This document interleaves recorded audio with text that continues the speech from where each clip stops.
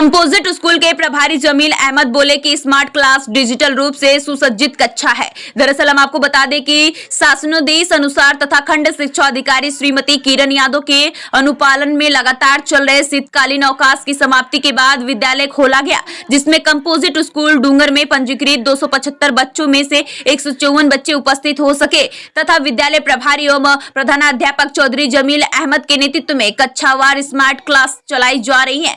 जिस विद्यालय के प्रधानाध्यापक चौधरी जमील अहमद ने बताया कि स्मार्ट क्लास एवं डिजिटल रूप के एक बहुत ही सुसज्जित कक्षा है, जिसमें शिक्षक और सीखने के उपकरणों की एक श्रृंखला है। इसमें श्रव्य और दृश्य शिक्षण सामग्री शामिल है, जिसके माध्यम से शिक्षक कक्षा शिक्षण को मनोरंजन और आकर्षक बना सकते हैं। स्मार्ट कक्षाएं सीखने और सिखाने के लिए स्मार्ट गैजेट का उपयोग आंशिक रूप से पूरी तरह से पाठ्य पुस्तक और नोटबुक को समाप्त कर देता है।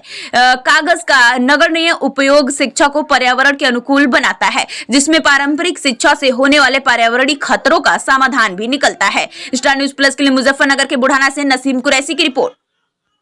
बाद में बच्चे अपने साथी चुन सकते हैं और धीरे धीरे वो बच्चों के सीखने और कहानी बनाने के स्तर को समझते हुए निर्धारित समूह बनवाती है।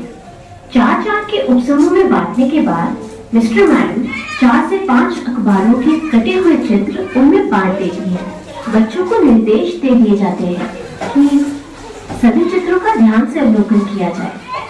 अब चित्रों में दिखते किरदारों और घटनाओं के इर्द गिर्द एक कहानी बुने। अब अपनी बनाई कहानी के आधार पर चित्रों को क्रम से एक बड़े चार्ट या अखबार पर चिपकाएं। कहानी को एक नाम या शीर्षक भी दें। पूरी कहानी को अन्य बच्चों के साथ साझा करें। सभी उपसमूह की कहानी सुनने के बाद मिस्टर मैडम उन्हें उपसमूह में ही उस कहानी को लिखने को प्रोत्साहित करती हैं, जिन्हें मिस्टर मैडम एक फाइल में इकट्ठा रख देती है। ये फाइल बच्चे अपनी क्लास की लाइब्रेरी में शामिल करते और घूमना बहुत अच्छा लगता था। इस सब में वो हमेशा स्कूल के होमवर्क को टाल देता था। मम्मी, स्कूल का होमवर्क मैं कल करूँगा। और जिस दिन स्कूल में टीचर होमवर्क चेक करती थी, उस दिन वो कोई ना कोई बहाना लगाकर स्कूल की छुट्टी कर लेता था। मम्मी, मेरा पेट बहुत दर्द कर रहा है, मैं आज स्कूल नहीं जा सकता। ठीक है शिवम, आज तुम घर पर ही आराम करो। ऐसे ही बहुत दिनों से चल रहा था।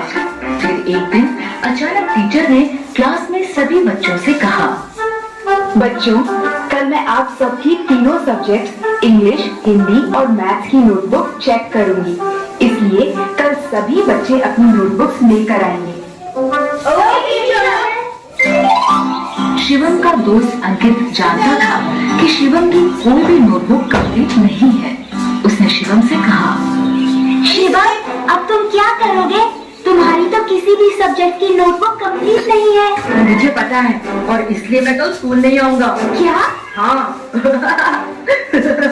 और फिर हमेशा की तरह शिवम अगले दिन पेट दर्द का नाटक करने लगा। मम्मी, मेरे पेट में बहुत दर्द हो रहा है। आज फिर से?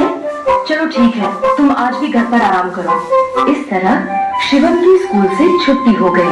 स्कूल में टीचर एक एक कर सभी बच्चों की नोटबुक्स चेक कर रही थी।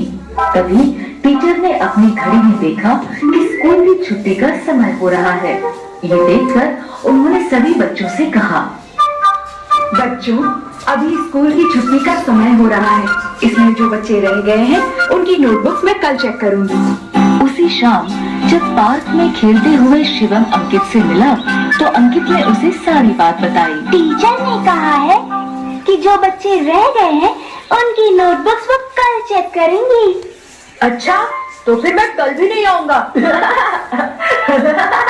अगले दिन भी बच्चों की नोटबुक्स चेक करते करते स्कूल की छुट्टी